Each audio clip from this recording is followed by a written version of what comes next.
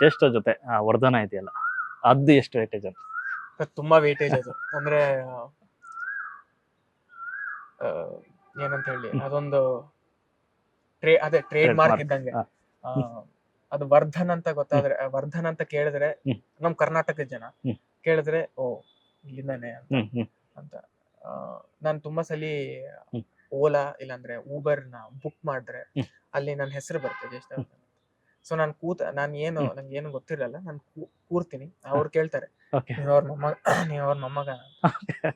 ನಾನು ಫುಲ್ ಮುಜುಗರ ಪಟ್ಟು ಹೌದು ಅಂತೀನಿ. ಹಾ. ಹಂಗೆ ಅದು ನೇಮ್ ಬಂದಾಗ್ಲೇ ಗೊತ್ತಾಯ್ತು ಅದು Okay. ನೀವು ಅವ್ರ ಮೊಮ್ಮಗನ ಅಂತ. ಹ್ಮ್ ಹ್ಮ್ ಅದಕ್ಕೆ ವರ್ಧನ್ ಅಂತ, ಹಾ. ವಿಷ್ಣುವರ್ಧನ್ ಜ್ಯೇಷ್ಠ ನಂಗೆ ತುಂಬಾ, ನಾನ್ ತುಂಬಾ ಲಕ್ಕಿ. ಹ್ಮ್. ವರ್ಧನ್ ಅಂತ ಹ್ಮ್. ನಂಗೆ ಅಪ್ಪ ಅಮ್ಮ ಹೆಸರು ಇಟ್ಟಿದಾರಲ್ಲ ಸರ್, ಅದು ಸೂಪರ್. ತುಂಬಾ ನಂಗೆ ಲಕ್ಕಿ. ಸೊ ಇದ್ರ ಜೊತೆಗೆ ಈಗ ಆಲ್ರೆಡಿ ಒಂದಷ್ಟು ಕಥೆಗಳು ನಿಮ್ಮನ್ನ ಹುಡ್ಕೋ ಬರ್ತಾ ಇದೆ ಅಂತೆ. ಆ ತಂದೆಗೆ ಅಪ್ರೋಚ್ ಮಾಡ್ತಾ ಇದ್ದಾರಂತೆ, ಮಗನ್ನ ಸಿನಿಮಾ ಕಳ್ಸ್ಕೊಡಿ ಅಥವಾ ಪಾತ್ರ ಮಾಡಿಸಿ ಅಂತ ಅಂದ್ಬಿಟ್ಟು. ಸೊ ಎಷ್ಟು ಕಥೆಗಳು ಹುಡ್ಕೋ ಬಂದು ಇಲ್ಲಿ ತನಕ? ಸರ್ ಸರ್ ನಿಜ ಹೇಳ ಸುಳ್ಳು ಹೇಳ ಸರ್, ನಾನ್ 10th ಮುಗ್ಸಾದ್ಮೇಲೆನೆ ತುಂಬಾ ಕಥೆಗಳು ಬಂತು. ಹ್ಮ್. ಬಟ್ 10th ಆದ್ಮೇಲೆ ಹ್ಮ್. ಅಪ್ಪಂಗೆ ತುಂಬಾ ಬೇಗ ಅನ್ಸ್ಬಿಡ್ತು. ಹ್ಮ್. ಸೊ ಬೇಡ, ಹ್ಮ್. ಅಂದ್ರೆ ಮಾಡೋಣ ಬಟ್ ಇಷ್ಟ ಬೇಗ ಬೇಡ, ಅವ್ನು ಓದ್ಲಿ, ಹ್ಮ್ ಹ್ಮ್ ಎಲ್ಲ ಮುಗಿಸ್ಲಿ ಅಂತ, ಹ್ಮ್. ಎಲ್ಲ ಮಾಡ್ಲಿ ಅಂತ ಅವ್ರು ಹೇಳ್ತಾ ಇದ್ದಿದ್ದು. ಹ್ಮ್. ಅದಾದ್ಮೇಲೆ ಫಸ್ಟ್ PU ನಲ್ಲೂ ಬಂತು, ಸೆಕೆಂಡ್ PU ನಲ್ಲೂ ಬಂತು. ಮೊನ್ನೆ ಅಷ್ಟೇ ಒಂದ್ ಕತೆ ಬಂತು. ಓಕೆ. ಅದು ಅಪ್ಪ ಅಮ್ಮಂಗೆ ಹ್ಮ್. ತುಂಬಾ ಇಷ್ಟ ಆಗಿದೆ. ಅವ್ರು ಇನ್ನ ಸ್ಕ್ರಿಪ್ಟ್ ಎಲ್ಲ ಇನ್ನ ಸ್ಕ್ರೀನ್ ಪ್ಲೇ ಎಲ್ಲ ಬರಿಬೇಕಂತೆ. ಹ್ಮ್. ಅದಕ್ಕೊಂದು 6-7 ತಿಂಗಳು ಬೇಕಂತೆ. ಸೊ ಅಷ್ಟರಲ್ಲೇ ಇನ್ನೊಂದ್ 2 ತಿಂಗಳಾದ್ರೆ ನನ್ ಡಿಗ್ರಿ ಮುಗಿಯತ್ತೆ. ಹ್ಮ್. ಸೊ ಅದು ಎಲ್ಲ ಔಟ್ಪುಟ್ ಅಪ್ಪ ಅಮ್ಮಂಗೆಲ್ಲ ನಂಗೆ ಇಷ್ಟ ಆದ್ರೆ ಅದನ್ನ ಮುಂದೆ ಹೋಗ್ಬೋದು. ಸೊ ಈ ಕಾಂಪಿಟೇಷನ್ ದುನಿಯಾದಲ್ಲಿ, ಯಾಕಂದ್ರೆ ಪ್ಯಾನ್ ಇಂಡಿಯಾ ಬಂದ ನಂತರದಲ್ಲಿ ಈಗ ಈಗ ಒಂದು ಭಾಷೆ ಅಂತಲ್ಲ, ಎಲ್ಲ ಸಿನಿಮಾ ಈಗ ಯೂನಿವರ್ಸಲ್ ಆಗಿದೆ. ಹೌದು. ಈಗ ಕನ್ನಡ ಒಂದು ಸಿನಿಮಾ ರಿಲೀಸ್ ಆಯ್ತು ಅಂದ್ರೆ ಕನ್ನಡ ಸಿನಿಮಾ ಅಂತ ಹೌದು. ಅದು ಯೂನಿವರ್ಸಲ್ ಆಗಿ ಕಂಟೆಂಟ್ ಆಗಿ ಜನರು ಎದುರು ನಿಂತ್ಕೊತಾ ಇದೆ.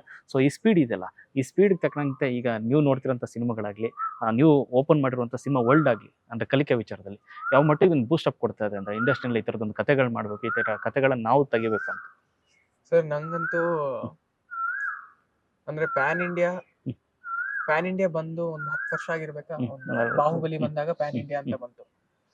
ಸೊ ಅದ್ರ ಮುಂಚೆನು ತುಂಬಾ ಪ್ಯಾನ್ ಇಂಡಿಯಾ ತಕ್ಕಂತ ನಮ್ಮಲ್ಲಾಗಿದೆ. ಸಿನಿಮಾ ಇತ್ತು, ಹೌದು. ಸಿನಿಮಾಗಳಿತ್ತು. ಬಟ್ ಅದ್ಯಾರು ಎಕ್ಸ್ಪೆರಿಮೆಂಟ್ ಮಾಡಿಲ್ಲ, ಹ್ಮ್. ಅಲ್ಲಿ ರಿಲೀಸ್ ಮಾಡೋಣ ಅಂತ.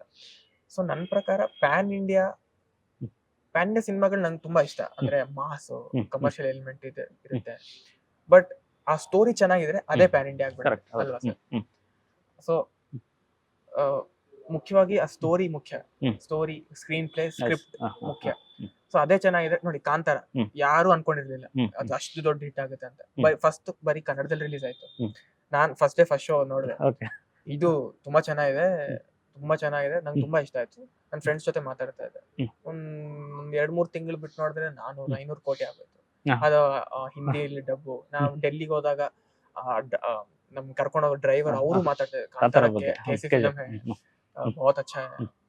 ಸೊ ನಂಗೆ ತುಂಬಾ ಖುಷಿ ಆಗುತ್ತೆ ನಮ್ ಕನ್ನಡದಲ್ಲಿ ಆ ತರ ಸಿನಿಮಾಗಳು ಬರ್ತಾ ಇದೆ. ಸೊ ನಾನು ಆ ತರ ಒಂದ್ ಸಿನಿಮಾಗಳು ಕೊಟ್ರೆ ನಂಗೆ ತುಂಬಾ ಇಷ್ಟ ಇದೆ. ಬಟ್ ನನ್ ಮೇನ್ ಫೋಕಸ್ ಅಂದ್ರೆ story and script and screen play.